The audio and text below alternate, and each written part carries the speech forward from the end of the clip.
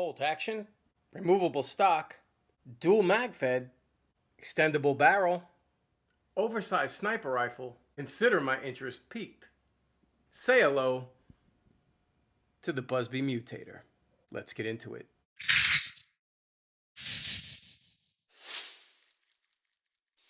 Air Warrior's Mutator, average retails for $34.99, can be found at Target and will come with everything you see here.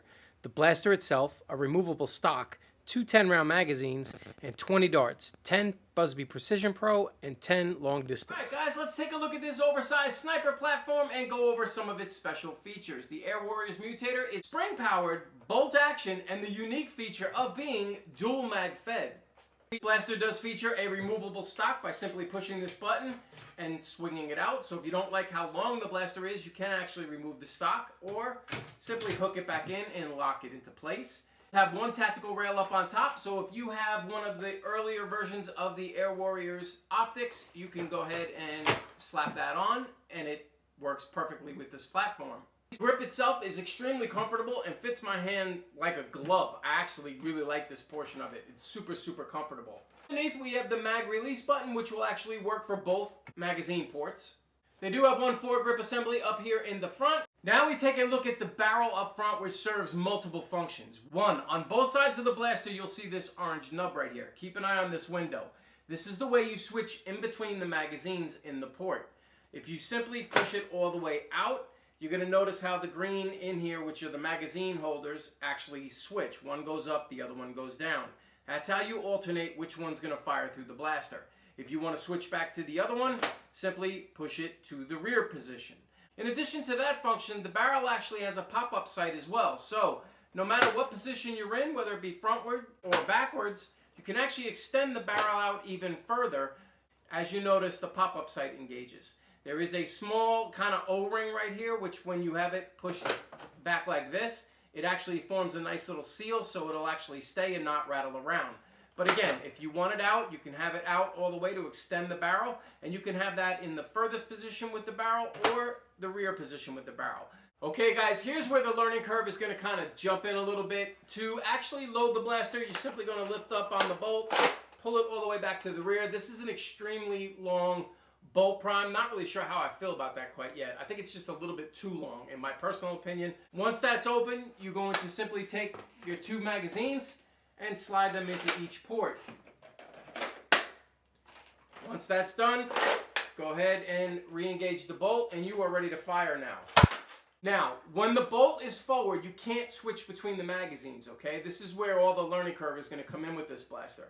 If you want to switch to the different magazine, you're going to have to open up the bolt, take your finger, put it on the little nub here, and push that forward. That's switched between the 2 magazines. Then go ahead and reprime, and now you're firing from the other magazine. All right, let's quickly go over unloading the blaster, because there are multiple different ways you can actually do this. All right, now, whichever magazine or green portion is in the up position, that is the magazine you were technically firing from. So we're loaded right now. Let's say we take the shot. All right, shot's taken. Now both magazines are empty and you want to remove them. You can do one of 2 things.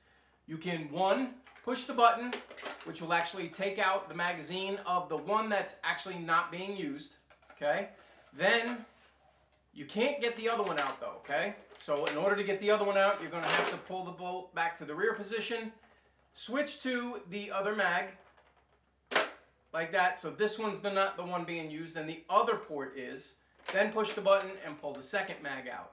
Or take your final shot, all right? Pull the bolt back to the rear, hit the magazine eject button, take out one, swap to the other barrel, take out the other. Both ways will work. It really depends on which way you would rather do it. Because this dual mag fed system is pretty new, it's going to take some getting used to. But once you kind of do get used to it, it's pretty quick to actually operate it.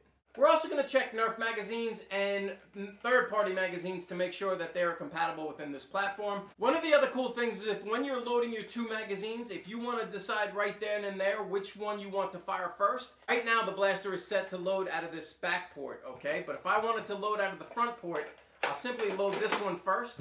But when I load this one, I'm going to push it all the way up in. And then you notice that it's switched again, so now I'm loading from the front one.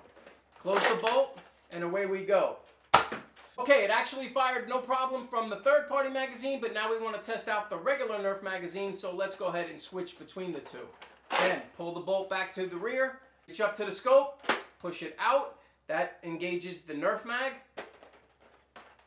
Close the bolt, and absolutely no problems. Just in case you were curious to know if your drums would actually work in this platform, they do not. Unfortunately, they will not lock into the port. As you see, I push it up in, I will close the bolt. It should technically be locked right now, but it is actually not.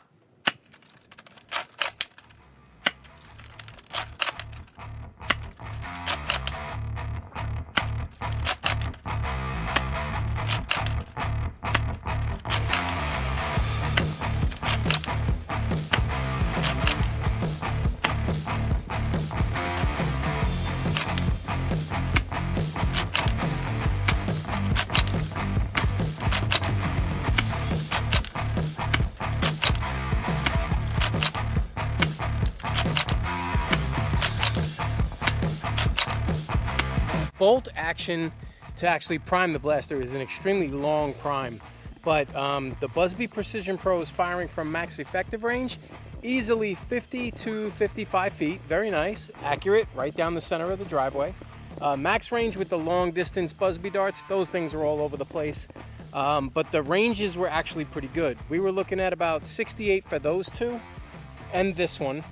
But then we had these out here almost close to 80. I mean, 75, 78, 79. You had that one in at 80. Two more out here on the grass. These are 75, 76. And then we had pretty much the gold standard one. This one's at about 85. So power is there in the Mutator. And I gotta tell you, accuracy with the buzzbee Precision Pros are nice.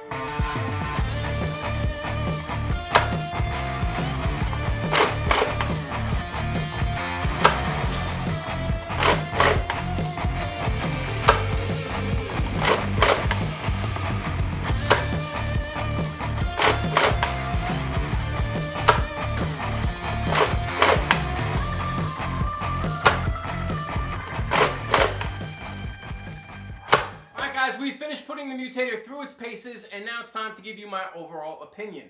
And guys, it's sort of mixed, all right? So hear me out.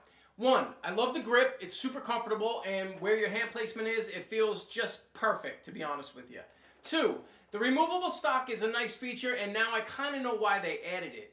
Once you put this blaster to your shoulder and you reach for the foregrip, look how far my arm is extended, and it's just a little bit not really comfortable, to be honest with you, is probably the best way to put it. I really struggle to find a good place. You don't want to put your hand here because you're going to hit the mag release button by accident. Grabbing the magazines doesn't feel very stable, and I don't want to affect the loading in any way, shape, or form. So I guess right here would be where you would grab it. So that's semi-comfortable. If you were to remove the stock, it gets a little better. Then you can actually grab the front, and so I guess that's why they put that feature on there. So now it depends on whether or not you like the way that looks. And that's a matter of personal opinion. Love the way they incorporated the tactical rail so you can use whatever thermal sight you have from previous Air Warriors purchases. I absolutely love the dual mag feed system. Love that Air Warriors went out on a limb and tried to introduce that. It's pretty cool, actually. There is a learning curve associated with it, and you're gonna have to get used to that. But once you do, it's actually pretty cool. And I'm really curious to see what modders do with this blaster, and that's where I think this blaster is going to shine.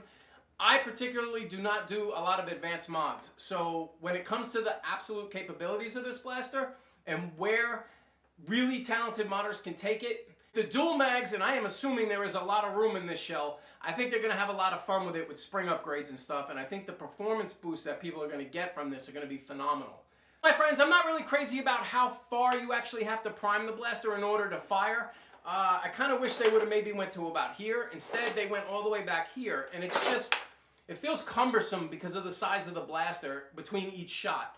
And that, I think they could have cut down on that a little bit. As far as the barrel goes, it has multiple functions. That's actually pretty cool. But the fact that they made the barrel head so big, it doesn't affect dart performance, or technically shouldn't, unless a dart is really crazy inactive and bangs off the inside. The issue kind of I have with it is more aiming. You're not really sure where the dart is going to come out of the front barrel. So when you're kind of aiming down sight, it always feels like it's either way too low, or I just don't feel like I can line my shots up properly, if that makes sense. Overall, $34.99, I think you get quite a bit. I mean, with the dual mags, and the power's not bad, 79 feet per second.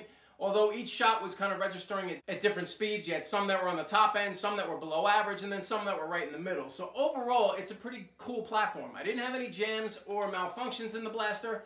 Honestly, when it comes to my son, because of the dual mag feed system and everything else, I just didn't even try to put this blaster in his hands, just because I think he's way too young for it. It's a little bit complicated. He'll end up jamming stuff, I'm sure. So I don't think he's ready for this particular blaster right now. All right, my friends, that's going to wrap up things for the Mutator review. Hope you guys enjoyed this video. And once again, don't forget to check out some of the other videos we've been pumping out here with 2019 blasters.